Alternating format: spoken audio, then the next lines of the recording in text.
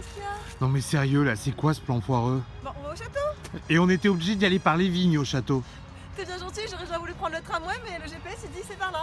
Et c'est par où, par là? Bah, par là. Ok, t'es sûr? Oui, oui, allez.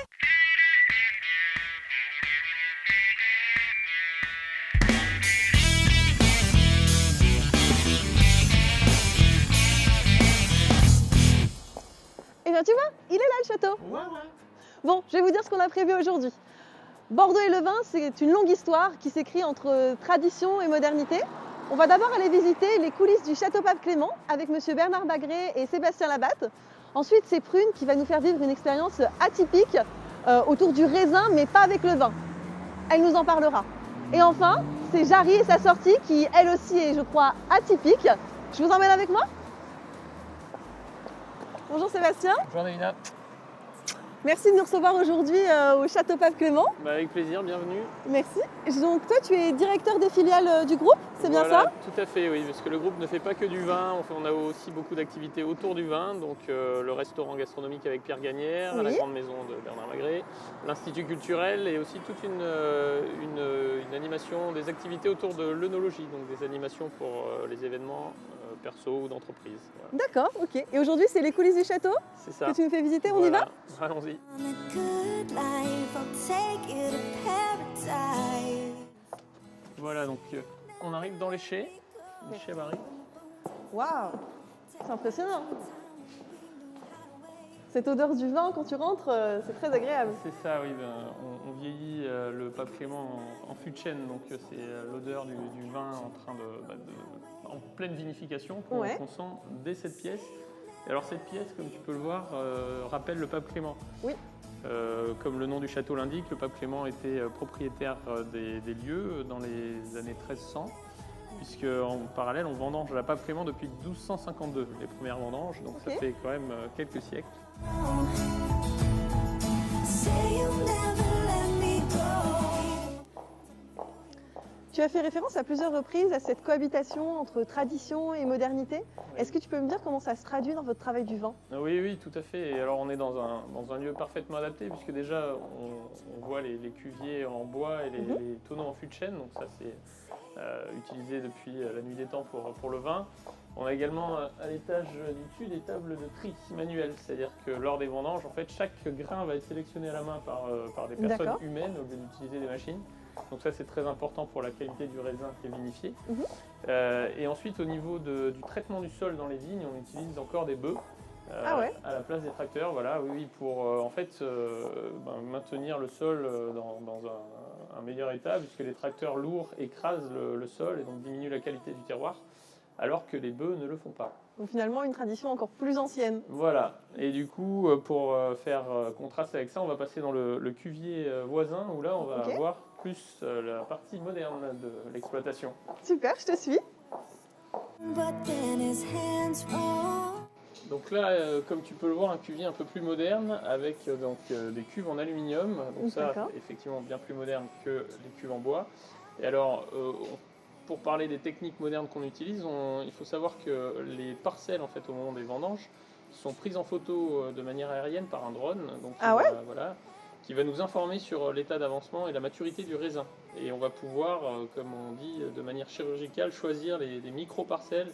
On va les vendanger tel ou tel jour en fonction de la maturité du raisin, afin de les placer dans différentes cuves. Et ensuite, selon les parcelles, on étudie l'avancement du vin, enfin l'évolution du vin, pardon, pour le goûter et faire ensuite les assemblages. On a vu de nombreuses œuvres d'art depuis qu'on est arrivé dans notre visite. Monsieur Magré est un grand collectionneur dans le vin et dans l'art.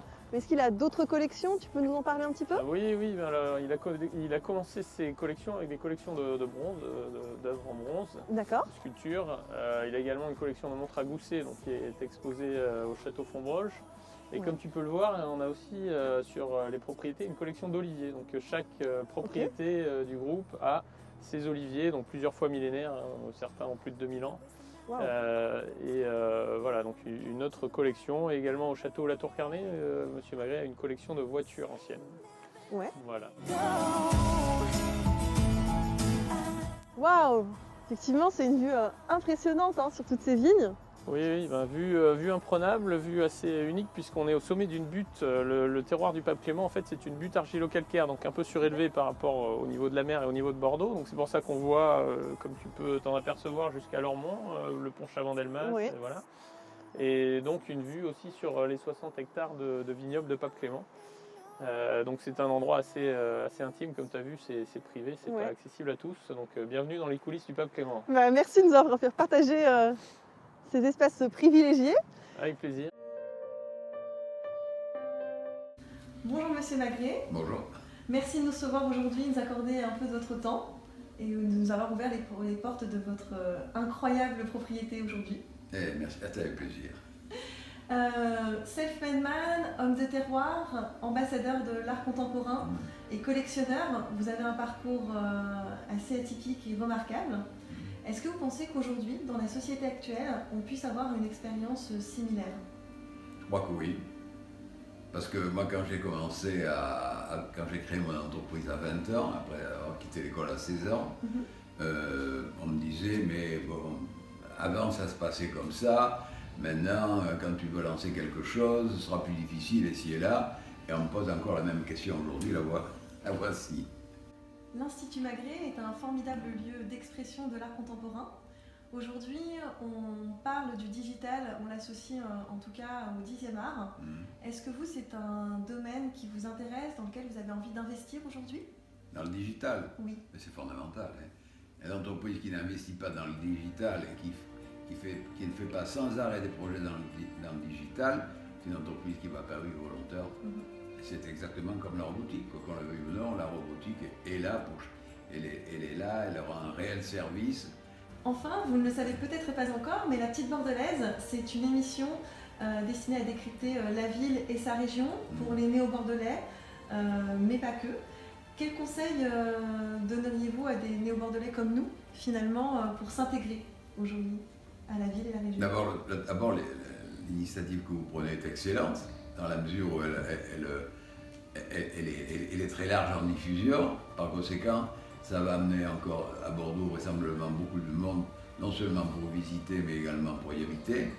Et l'avenir d'une ville, vous savez, c'est le nombre d'habitants, hein, parce que plus il y a d'habitants, plus l'économie est bonne, et plus l'économie est bonne, plus il y a des créations de toute nature qui soient purement économiques, mais qui soient aussi artistiques. Et le conseil en question, c'est d'être exigeant dans le culturel, et parce que le culturel c'est important, parce que le culturel, vous savez aussi bien que moi, ça réunit les gens, ça les oppose pas. S'ils veulent l'exploiter, il y a beaucoup de choses pour des futurs Bordelais qui peuvent les amener à être heureux ici, parce que dans la vie c'est être heureux. Il faut travailler dur, mais il faut savoir être heureux aussi. Voilà. Et s'épanouir dans le travail. S'épanouir dans le travail avant tout. Moi, ça a toujours été ma vie, mais je n'ai pas raté le tourisme après, parce que je vais vers le tourisme avec cette entité de nos tourismes et autres initiatives que l'on prend. Voilà. Merci beaucoup, Monsieur Magré, avec plaisir, pour tous ces précieux conseils. Au revoir. Et à bientôt, à bientôt. Merci, avec revoir. plaisir. Il est temps pour nous maintenant de quitter le Château Pape Clément et d'aller rencontrer Prune qui va nous expliquer ce qu'on peut faire d'autre encore avec des grains de raisin. Et c'est au Spa Caudalie que ça se passe. Vous venez avec moi? Bonjour Prune. Bonjour Davina. Donc là, nous sommes à Martillac, à 15 km au sud de Bordeaux. Tu as choisi de m'emmener aux sources de Caudalie. Est-ce que tu peux m'expliquer pourquoi? Oui, tout à fait. Moi, ça fait 3 ans que je suis bordelaise. D'accord. Et j'ai découvert ces produits en faisant l'aller-retour à l'aéroport. Et ce que j'ai aimé avec ces produits, c'est à base de pépins de raisin. Et utiliser du pépin de raisin pour autre chose que du vin à Bordeaux. C'est original, ouais. Super sympa. Super. Je t'emmène rencontrer Avec- Delphine, qui est la avec responsable. plaisir, oui. Tu es avec moi? Ouais, ça marche. Bonjour Delphine. Bonjour Davina. Merci de nous accueillir aujourd'hui aux sources de Caudalie, dont tu es la directrice depuis sa création, il me semble. Tout à fait, je suis ici depuis 1999. Ok. En 1995, Mathilde Thomas a créé sa gamme de produits Caudalie et a décidé d'ouvrir le spa au milieu des vignes du Château Smith-Lafitte en 1999. On est donc le premier spa vinothérapie du monde et le premier spa en France. Vous connaissez le thermalisme, la balnéothérapie, la thalasso, mais on ne connaissait pas le spa. D'accord. D'abord, j'ai reçu plein de CV au tout début de jeunes filles qui voulaient travailler avec les animaux parce qu'elles parlaient de SPA. C'est pas vrai. Tout à fait, tout le monde disait SPA en France. Bah oui. Donc on a été Ok. les précurseurs, les pionniers du spa en France. Ah, c'est intéressant. Eh bien Davina, je vous invite à venir découvrir. Venez. Avec grand plaisir. Davina, je vous abandonne, je vais me changer, on se retrouve après. Ok, ça D'accord. marche. À tout à Merci. l'heure. Alors Delphine, est-ce que tu peux m'en dire un petit peu plus sur la vinothérapie? Qu'est-ce que c'est exactement? Ben, la vinothérapie, c'est assez simple. En fait, c'est l'utilisation des produits liés ou issus de la vigne à une eau de source pour faire des soins. Et on va utiliser des ingrédients de la vigne, donc des ingrédients naturels ou bio quand c'est possible. Donc tous les soins sont utilisés avec de l'eau de source et des produits issus de la vigne. Tout à fait. Ce sont les produits que nous utilisons dans nos produits Caudalie en fait. Et alors, quel type de prestations proposez-vous? Quels sont les soins phares? En fait, nous on conseille de venir ici avec un rituel de soins, c'est-à-dire 3 soins par demi-journée par personne. Donc on va proposer des rituels, des soins plutôt en formule cure, c'est-à-dire plusieurs soins sur plusieurs demi-journées, et aussi en soins à la carte en semaine. On a 4 grands types de soins. On a les bains et les enveloppements, les gommages du corps, les massages pour le corps et les soins du visage.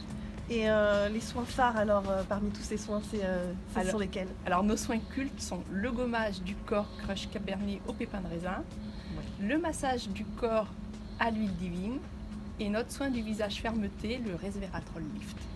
Waouh! Avec ça, un beau programme. Bah ouais, ça a l'air génial. Et si t'es ok, je t'emmène faire un soin dessus. Un Ah bah gommage du corps. Avec plaisir, ça Ok, marche. bien. Merci.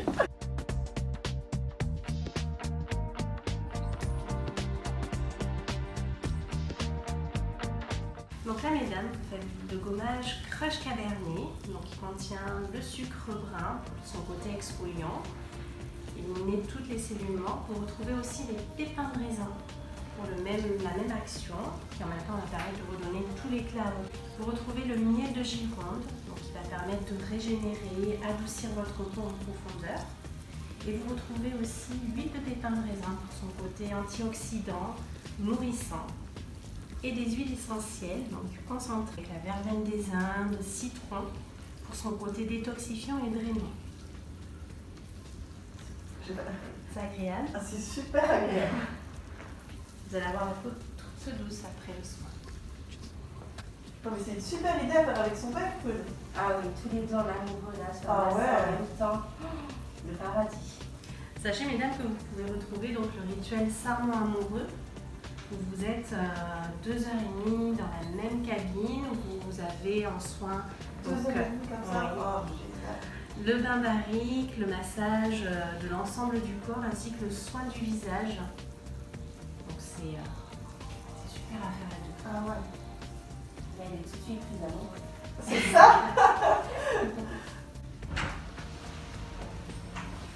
Alors les filles, ça va? Le gommage s'est bien passé? C'est parfait, toujours aussi bien. Ah ouais, non, mais c'est vraiment génial. Je pensais pas qu'on pouvait faire ça avec des pépins de raisin. Ce moment de détente, enfin, c'est incroyable. Oui, c'est un de nos soins cultes. Beaucoup de nos clients Je viennent comprends ici. pourquoi. Est-ce que c'est le seul spa Caudalie dans la région? Aujourd'hui dans la région, oui, nous sommes le seul spa. Nous avons 2 spas en France. Celui-ci à Bordeaux et l'autre à côté de Versailles. Ensuite, ce que nous avons à Bordeaux, que nous avons ouvert en novembre, donc c'est très récent, nous avons ouvert une boutique spa avec 2 cabines de soins en plein centre-ville sur le cours de l'intendance. Ils avaient une palette de soins, une carte de soins bien particulière pour les boutiques spa, où vous trouverez des soins avec des protocoles bien particuliers, qui sont aussi fantastiques, hein, mais pas dans le même environnement. On a 26 boutiques en fait à travers le monde, boutiques spa. Alors, ma bonne adresse bordelaise, elle t'a plu? Ah mais ouais, j'ai adoré, hein. N'hésite pas à en partager plein comme ça, c'était un réel bonheur. Bon, c'est pas tout ça, mais moi je dois filer. Merci pour ce moment de découverte au bord de Bordeaux. Merci Delphine pour ton accueil, c'était vraiment génial. Avec cette équipe. Merci. Bon, bah c'est pas tout ça, mais moi j'ai un entretien à faire passer, je me change et je vous rejoins.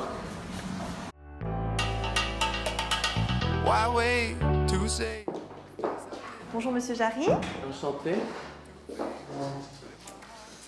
Alors le poste vous intéresse? Ah, je suis très intéressé. J'ai reçu votre CV, c'est un parcours atypique, il va falloir m'expliquer. Ah oui, carrément, sur ce ton-là. Ah, c'est un recrutement un peu sadomaso. Ah bah oui, un CV atypique parce que je crois que je suis hyperactif, donc j'aime bien faire plein de choses avant de savoir dans quoi j'ai envie de me lancer. Oui, c'est ce que j'ai vu. Policier, boucher à Rungis, aspirant prêtre, chef des majorettes. Je vois 102 expériences sur votre CV. Je comprends pas, monsieur Jarry, vous avez des troubles de la personnalité? Trouble, mais je pense que, ouais. Et c'est bien de se laisser habiter par plein de choses différentes, par plein de personnalités. Ça nous permet de mieux comprendre les gens, de mieux comprendre le monde. C'est magnifique, mais ça s'arrête pas là en plus. Non. En télé, c'est pareil, hein. Vous êtes sur Berne, vous êtes sur Drucker, vous êtes sur Boccolini, vous êtes sur Arthur. Alors je ne suis pas sur ces gens parce que je travaille avec eux. Si j'étais sur... Justement, oui, parce que je m'interrogeais, j'allais dire, vous êtes sur beaucoup de monde. Enfin, moi, vous couchez pas avec tout le monde, vous seriez épuisé. Alors déjà, j'essaie de coucher avec des gens de mon âge, parce que les personnes âgées, c'est vrai que ça m'emballe pas plus. Même si je les aime beaucoup. Alors Stéphane Bern, l'émission s'est arrêtée, mais oui. J'ai apprécié travailler avec lui. Michel Drucker, petit bichon. Michel, c'est une peluche, c'est un ami, c'est vraiment quelqu'un que j'aime énormément. Et puis Arthur, qui est un petit peu mon papa de la télé, donc on couche pas avec son père. Enfin, peut-être dans certaines parties de France, mais en tout cas pas chez moi. Tant mieux. Ça vous convainc? Oui, ça m'inquiète un petit peu, je ne vous cache pas. C'est très bien tout ça, mais ça n'explique pas le reste, hein. La télé, la radio, la mise en scène, le cinéma, puis bien sûr vos 2 one-man shows. Non mais sérieusement, il y a bien un truc que vous kiffez plus qu'un autre dans tout ça. Non, je crois que j'arrive pas à choisir, c'est ça mon problème. Vous savez, j'ai tout le temps l'impression d'être un enfant et d'avoir plein de desserts et qu'on me dise il faut choisir le dessert que tu veux. Mais moi je dis tout le temps, on n'est pas obligé de choisir. Profitez. Carpe diem.